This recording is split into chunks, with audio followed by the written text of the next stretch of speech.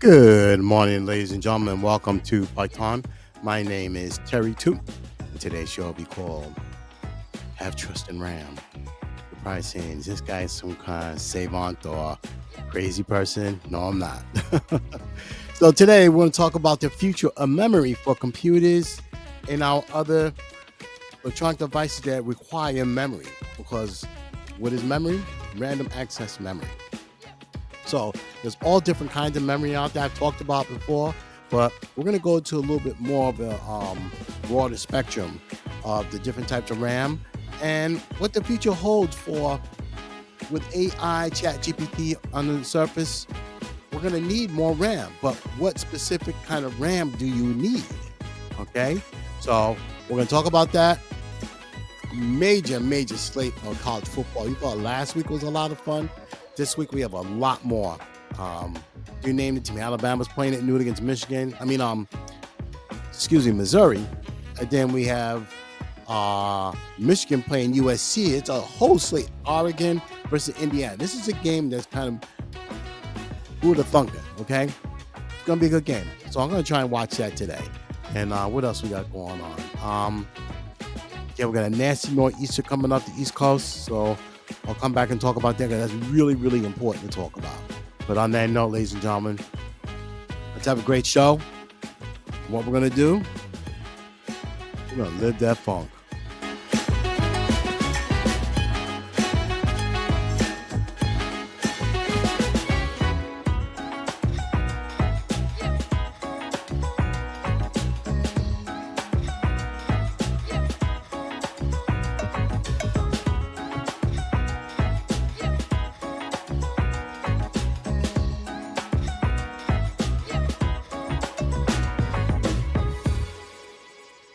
All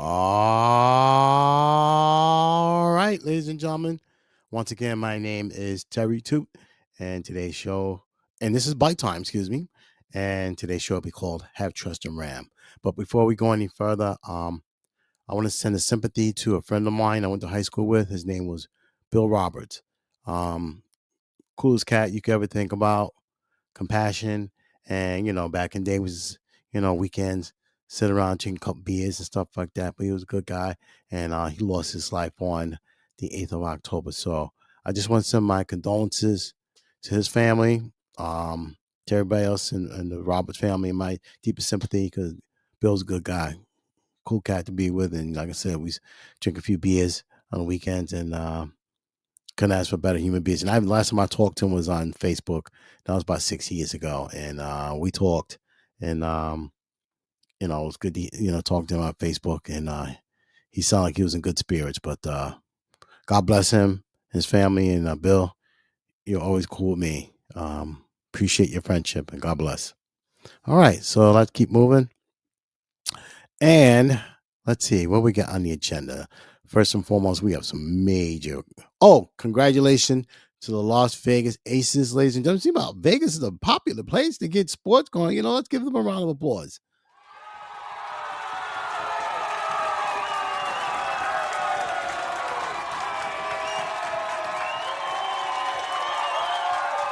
All right, calm down, calm down, calm down, calm down. All right.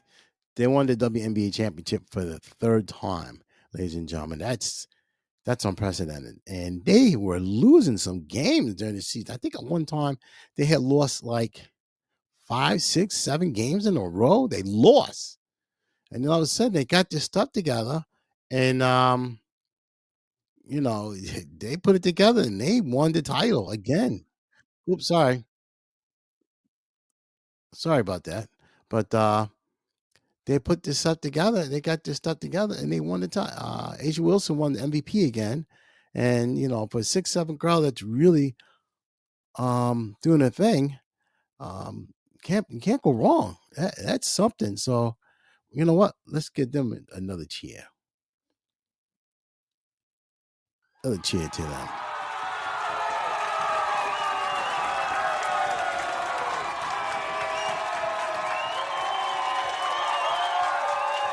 All right, calm down, calm down. All right, all right, all right, all right. That's cool. That's cool. All right. They want to tell congratulations to the Vegas Aces. Yep. And hey, Vegas is up. My nephew, they won the indoor arena championship over there. So hey, must be something in the water in Vegas. It sure as hell ain't in that desert. Whoo, good. That desert is something else out there. Whoo.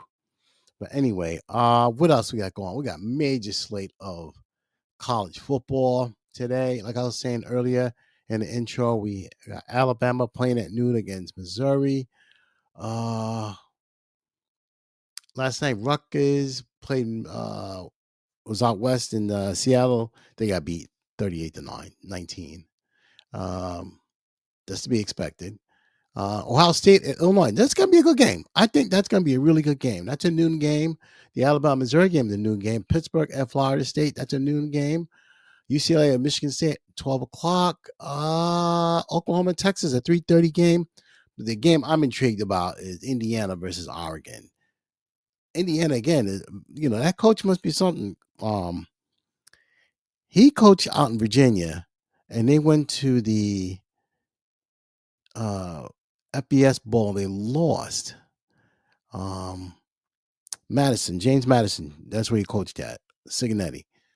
Yeah, so we got some really good games on today, and that's going to be my little thought. And also, ladies and gentlemen, before I go any further, I bought a drone. So what I'm gonna do next week, I'm gonna give you my full report review on the DJI Neo drone. I tested it out this morning. I tried to do it last night. I got too dark. I tested it out this morning. It follows me. I got it set to follow me. It was following me. Uh, but I didn't record any video. But I'm gonna record some video, and I'm gonna put it on the website next week. So, um, I'm definitely gonna do that for sure. All right. So I'll give you my full review, not the reviews you see on YouTube. I'm going to give you Terry Toots' perspective on the DJI Neo drone. There's a little push and pull on that thing. To get it, the connecting and all that stuff, to pain in the ass, excuse my language. But once you get it working and it takes a picture of you, hey, man. Okay, after that, I'm not going to say anymore. Done. I'll give you full review next week. Okay. What else we got going on? Oh, to everybody on the East Coast, to my family up north, um, New York, New Jersey, Connecticut, all those, everybody, we are going to get hit with a nor'easter where it's going to have torrential rains, possibly winds at 36 miles per hour. So what they're saying is, please be careful out there. It's gonna be raining all day tomorrow, starting tonight, all day tomorrow, possibly all day Monday, not letting up until Tuesday. That's what they're saying, the National Weather Service. So, on that note, ladies and gentlemen, just saying that please, please, please, everybody that's on the East Coast, from the Carolinas all the way up to Massachusetts, please be careful out there in all this rain. All right. Almost like a snowstorm, back in the, how we do, go out, get our stuff for today. Then tomorrow we just hunker down and call it a day. All right. So everybody, please, on the East Coast, my East Coast family, everybody out there, please be careful out there. All right. All right. So today's show, have trust in RAM. So we're talking about the future of memory for computers. So, I talk about it mainly on the laptop side because I use a lot of laptops. Well, that's the only thing I have. But we use RAM. We use a lot of RAM. Okay. Um, my computer I'm using right now is 16 gigs of memory. I got two computers downstairs with 24 gigs of memory. Before the companies started getting smart, we'll get into that also. Where they got smart, they try to be smart, but RAM is very important. So if you're not sure what RAM is, it's random access memory. Okay. So we have different forms of RAM. We had the RAM, then we got SRAM, which is static RAM. We got DRAM, which is dynamic. And um, and it's really important to understand that RAM is necessary to work with our computers, because if you don't have enough RAM, memory in your computer's gonna move like a snail. Right? I know we got all these intricate parts that are involved in our desktop computer, laptop, our tablets. Tablets use memory too. We're getting that also. And it's something that really needs to be taken heed of, because it's real important. Okay. Now, we got Chat GPT now. We got AI. We use Google search. Okay, we use all kind of formats to get information. So, um, like I said, you utilize RAM all the time. You'd be surprised where else you use RAM, and I'm going to get in that also. All right. Then we have DRAM, dynamic RAM, DDR4, which is one of the popular ones. Um, and it's not compatible with all motherboards. That's another thing. So, like I said, I told you on this show before, when you want to, you can't do it now, but before, when you were able to um, get RAM, you would use a configurator like Crucial, PNY, Kingston, and you could use that configurator and type in what kind of machine you need, and it'll give you a synopsis of what kind of memory you could use. They'll tell you, high to low, low, high. You know what I mean? And that's basically how it works. So let's talk about the different RAM. So let's go with the DRAM or dynamic RAM. Okay. Um, it uses a transistor and capacitor to store data. Okay. The capacitor gradually loses charge. Okay. So why that's why data is refreshed. That's what you hear about refresh. What's your refresh rate on there? Okay. And it's used mostly in PCs, laptops, smartphones, and tablets. Okay, that's DRAM. Then you have SRAM, which is faster and a little bit more expensive. Um, in this case, um, the transistors holds the data, okay, and it stays in that location long as it possibly can. Okay, long as you got enough power going to it, and it does not need to be refreshed. This is on SRAM. Okay, so basically, this is used on really fast CPU. All right. Um, so CPUs are going to have cache memory in there. So that's why you're going to have that memory. All right. Then we have multiple. We're going to get into a little bit more RAMs. Now, the more modern RAMs that we got DRAM, which is DDR, which is double data rate. Okay. So basically, your transfer rate is double than what it used to be. Okay. Then we have DDR4. Okay. That's what's used in our computers. Okay. Then we got DDR5. Okay. And then that's used also. It's one of the fastest RAMs out there to use. Right. And that's available right here. I think I have DDR4, I think, in one of my laptops. Our tablets, they use internal flash memory. Okay. Excuse me. This is my Samsung. Samsung uses internal flash memory. Um, most tablets, let's say Apple, they use the Nano Flash, which is a non-volatile memory. And then we have your cameras. Cameras use SD cards, secure data, okay, or secure data high capacity cards. That's data. That's memory. All right, and the price on the SD cards range from this amount up to this amount. They can't get up in the thousands, okay, but yeah. So that's for cameras. SD cards. Okay. DDR5 is definitely not compatible with older motherboards. So that's something to keep in your mind. Okay. And let's go with some of the features on some of the data rates on the, let's say, DDR3. Okay. It's used mostly in older PCs. It's like ones that, like, let's say, I'm just going to throw it out there, like 2018, 2019, maybe 2016 machines. Um, and then we had DDR4. Okay. That's what we use a lot on our machines. That's basically a standard type of memory that's built right in. And that's what exactly what it is. Okay. Then we have the DDR5s. Okay. Um, it's still one of the newest um, RAMs to add to your computer. And that's mostly for high end PCs, your gamers, and, you know, people that use computers in the field a lot. Okay. And then we have form factors. You're like, what the hell? Form factors. Yeah. So we have DIMMs. DIMMs are in the laptop. Oh, most definitely. Yep. Or as those small PCs also. But the DIMMs are definitely in your laptop. And they're so easy to install. It's crazy. Then you got this SODIMMs, small outline dual inline memory module. Okay. The DIMMs are dual inline memory modules. Okay. SODIMMs, yes, they are used. SODIMMs are also used in laptops. Most definitely, ladies and gentlemen. So my current machine, I talk about, I got 16 gigs of memory. I bought that because the motherboard is soldered. The memory and motherboard is soldered. So I don't know why. We'll get into that also. So when you have like 8 gigs, 16 gigs, 32 gigs, 18 gigs is just go on the computer and get off.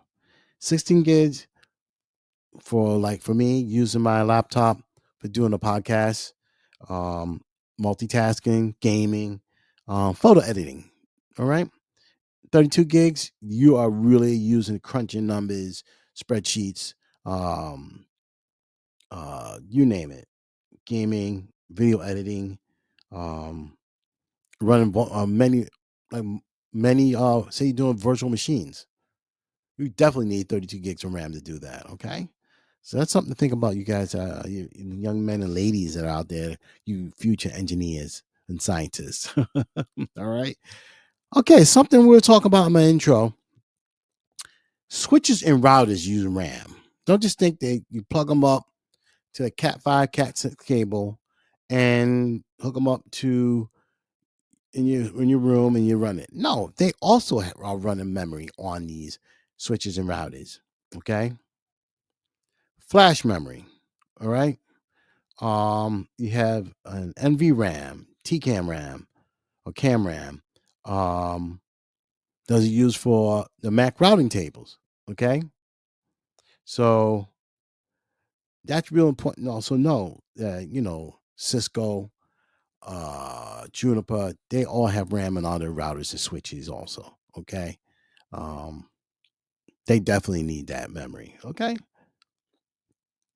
and let's go over some of the things on RAM and flash memory and stuff like that. So, in random access memory, here are the pros and cons. And basically, the pros: the fastest memory type, use it for dynamic, constantly changing data, which is needed. Real time operations, also. Okay. The cons on that is very volatile. Contents can be erased when the device loses power, which is so true. Unless you have it stored on a external hard drive, stick, whatever, that is 100% true. All right. Also, you need memory run like something Cisco iOS, right?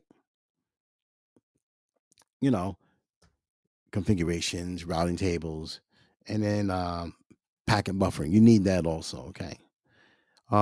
Flash memory, what we're just talking about, is non-volatile. Okay.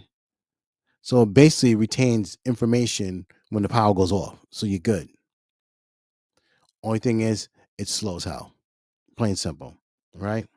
Um, Again, what we just said earlier, files, you're not losing your files, your images, configuration files, or your backup files, they're stored. So that's a good thing about using the that memory there. Okay. What else we got? We got NVRAM. Okay. Same thing, retains data when it's turned off. Um, Smaller capacity than flash memory also. Um, Also, storing startup configuration file loaded into RAM on the boot. So when you boot that up, you got your memory still stuck on the RAM. So you're good there. Okay. All right. So let's keep this moving, ladies and gentlemen. We're going to talk about what's the future looking like for using RAM, let's say with Chat GPT, all right, AI. And before I go any further, now we have a big influx of data centers that are now up and running all over, but here in America, here in the East Coast, here in Maryland and Virginia is really populated with them. But they are taking on so much power, but they need that power. They need random, they need memory. Right? You're running all kinds of big servers, switches, routers, everything in there. Okay. So you're gonna need memory for sure. Okay. So most of your data centers, DDR5, RDIMMs, I didn't talk about RDIMMs, but we can talk about that later. Um, you're gonna need a you're gonna go through a lot of memory on using the data centers. And then I know they must go. So I know the memory companies are making money off of them because they need a lot. Because like I said, those things are running 24/7, ladies and gentlemen. 24/7. So you're gonna need it because something's gonna go down. What happens when the chips go bad? You gonna keep running it? You can get away for a day or two. Well, you're not gonna be able to do that the following week. You're gonna need more memory. It happens, ladies and gentlemen. Nothing is perfect. Okay. So like I said, they use different types of RAM.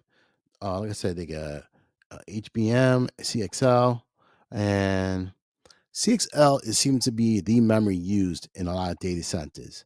Um, it's a very new technology that's out there.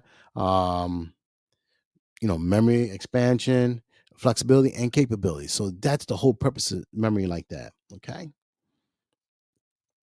The CXL we were just talking about. We'll read something real quick. It's called Computer Express Link.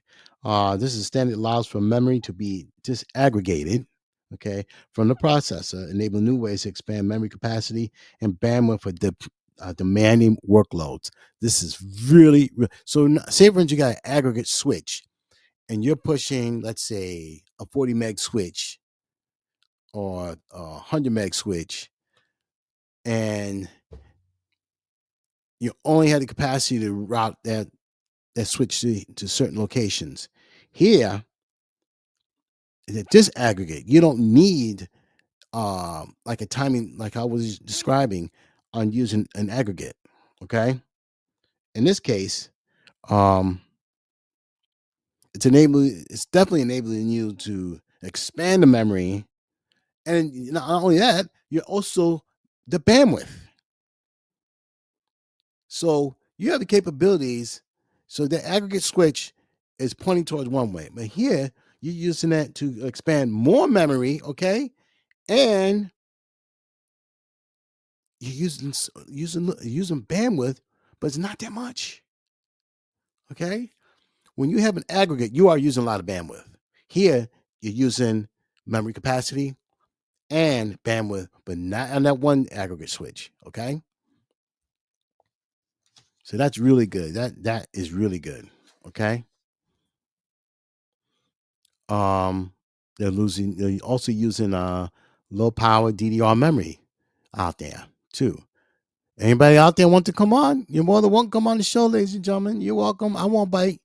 Come on out there. Come on out there. You're welcome. Come on. And then chime if you want to chime in. If you got something to say, come on over. Um, Data centers use an LPDDR5X RAM. For AI. So this is low power, and you're going to need it because for performance and power efficiency, you definitely need it. Okay. All right. Cool. So let's go on to here. Let's talk about this one thing real quick. So, and know how we're all using AI. I've used it. Um, I've used it for my shirt. Like you see the icon of my on my um on my page, that is used for my shirts that I have. And if you guys want a shirt, send me email and I'll mail you one. I only have extra large left. Okay, so if you want, you have to be extra large. Let's play some music here. All right.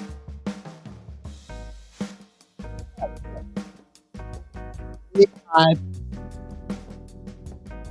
devices. All right.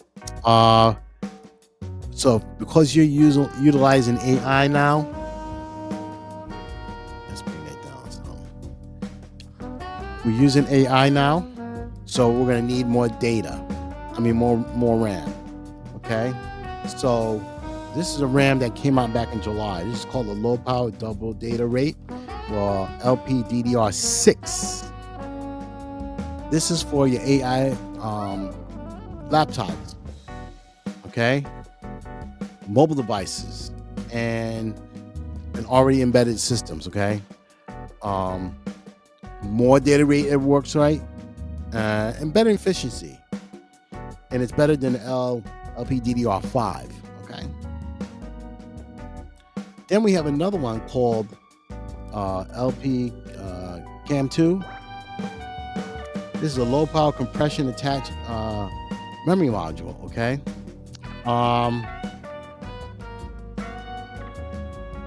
It offers a little bit more power, efficiency, power memory. It's, with the ability to be upgraded like traditional DIMMs. Also, it's a thinner, more efficient, configurable AI laptop. Also, this is what the memory was just saying for this. Okay. And then you got your standard DDR5. This is what you're going to use for your AI PCs, ladies and gentlemen. Higher data rates, capacity is better. Also working on previous generations. Also to handle memory, AI memory tasks. Okay, so you're good on that. All right, and then we got some other RAMs out there. Future applications. This one's pronounced Magnetor resistive RAM. Okay, this is MRAM. Okay, non-volatile memory. It retains data without power, fast read speeds, and very little power consumption. This is this is the new stuff for the AI generation, ladies and gentlemen. We got somebody came on. You can welcome to come on and speak. You have something to say about if you use a lot of RAM? Come on, you can welcome to come on. And then now this is one I heard of. Non-volatile memory express memory. I've definitely heard of this. Okay, so basically what it has here, what it's saying is the new NVMe slots to install high capacity non-volatile memory modules. Provides alternative to traditional RAM upgrades and combines fast access with persistent storage, which is useful for processing large data sets in real time. So basically, you got a RAM that's running, okay, you're storing it. Also, it can retain large data in real time. You can't go wrong with that. Can't go wrong with that, ladies and gentlemen. And nowadays, where everything's a go. Real quick, I want to talk to you on this real quick. Why are companies? I put this question to task. Why are companies soldering motherboards and laptop computers? The reason why they're saying they're doing this, I'm going to tell you why. They're saying primarily for space and cost efficiency, allowing for thinner and lighter design, which is bull. I'm going to say bull to you. Okay. This is what they're saying. This is what I Googled this, and it's saying that the practice also leads to increased liability for removing mechanical connections and offers potential performance benefits through optimized trace lengths, closer proximity to the CPU. However, it removes possibilities of user upgrades and makes repairs more difficult and costly. So soldering motherboard is not the all go-to thing. What you're doing, you're preventing the memory companies or letting us upgrade our machines. That's basically what it is. I think it's a deal between the two of them. So you have to order memory, extra memory while you're putting the order in for your laptop. You buy it as is. So, and you can't take that motherboard out either. It's too difficult and it's soldered in. It's not going to work. All right.